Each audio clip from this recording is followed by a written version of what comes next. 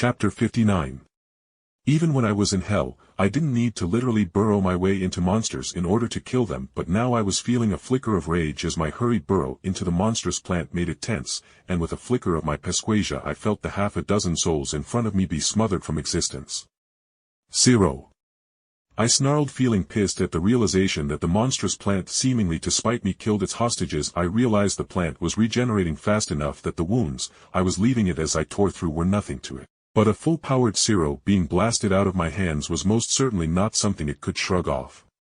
From an outsider's perspective, if they were watching the large sea cucumber-shaped plant monster that matched the nearby skyscrapers in height, they would see it violently expand like it took too deep a breath, but then its midsection began to glow before a burst of purple energy tore through its body and shot into the sky, all but evaporating the top 80% of the monster's mass.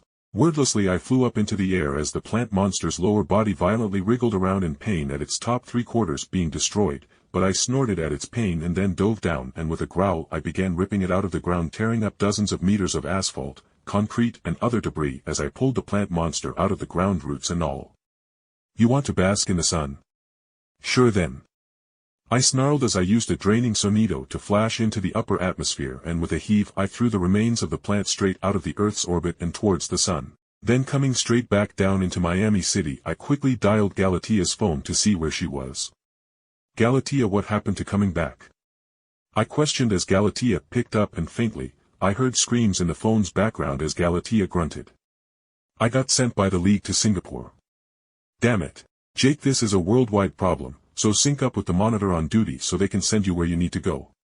Galatia said, and I grunted in affirmation as I helped firefighters get at people trapped in the cars that got totaled or even flipped over by the plant monster by simply ripping the doors off.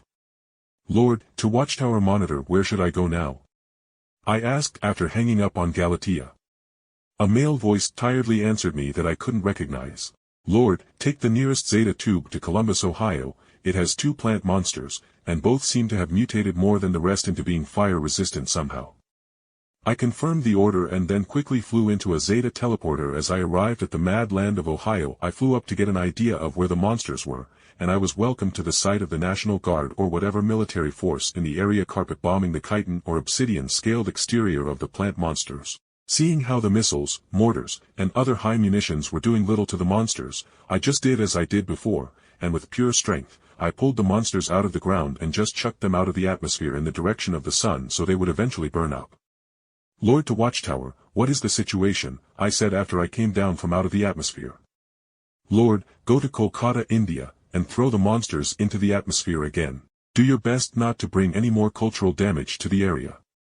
Black Canary spoke to me, and I brushed a hand down my face as I flew down into a Zeta teleporter to go save another city. 5 more cities. 5 more cities I had to rush to.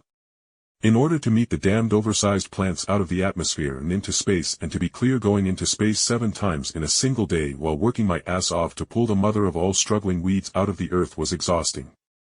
Sonido wasn't designed to transport several tons of struggling material as well. Lord, to Watchtower, I cleared out Quebec, where to next?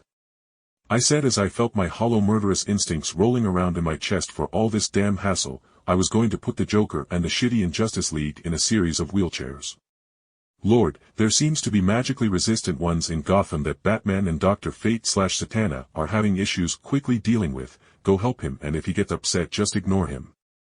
I heard Green Arrow respond, and I groaned at the thought of trying to quickly sonido a magic-resistant monster. Alright, Lord is on the way. I said as I firmed my decision to make Joker need a wheelchair for the rest of his damned life. Hell, Poison Ivy as well. I believe in gender equality, as she is obviously the linchpin on how these damned plants came to be. After taking yet another Zeta tube, this time to Gotham, I was almost wretched at the feeling of the deep corruption just flowing within the land. Like hell was bad and obviously corrupted, but it wasn't concentrated like Gotham was. Hell was an ever-expanding realm that as its energies expanded, the very realm itself would enlarge, which would thin out the hellish energies.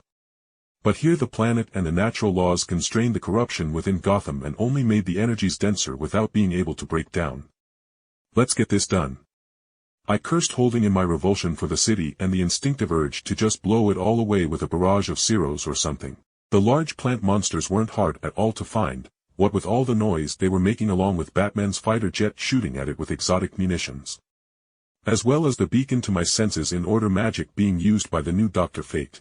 Wordlessly I flew underneath the massive plant monsters and thankfully their magical resistance didn't do much to actually stop me from pulling them out of the ground, but I saw that ripping out the monster had also uprooted the surrounding concrete and asphalt with even collapsing a couple of the more derelict surrounding buildings as the foundations were uprooted with the monster.